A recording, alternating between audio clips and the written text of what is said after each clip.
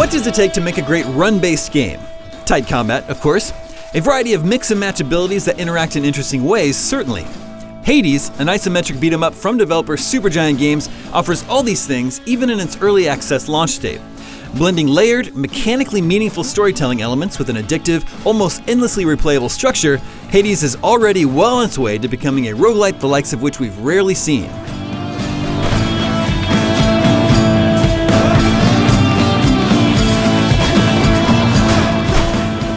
You control Zagreus, son of the titular Greek god of death, on his quest to escape the colorfully drawn underworld and join the pantheon of Greek gods on Mount Olympus.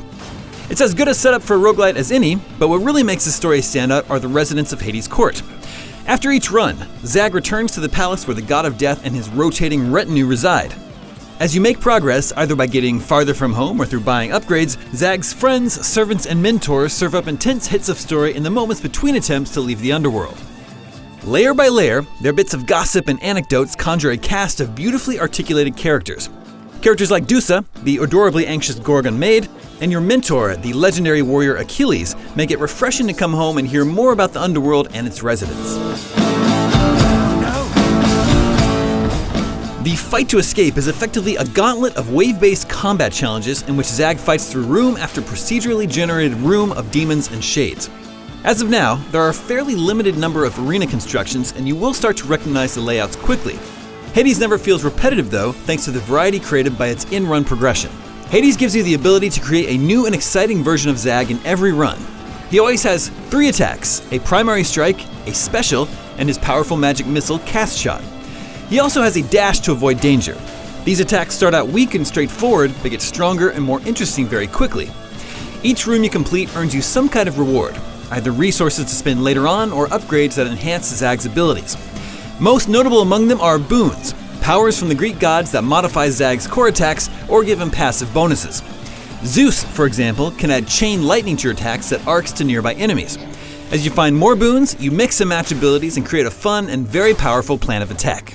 Your boons reset after every death, so every run feels like another chance to build a new and exciting character. Changing up your tactics run to run based on the upgrades you find makes the repetitive elements of Hades feel fresh even after playing for hours. Not all is lost in death though. You can also use a resource called Darkness to give Zag permanent upgrades across runs. Rather than boosting core stats like attack and defense, these perks are often situational, like enhanced damage when hitting an enemy in the back.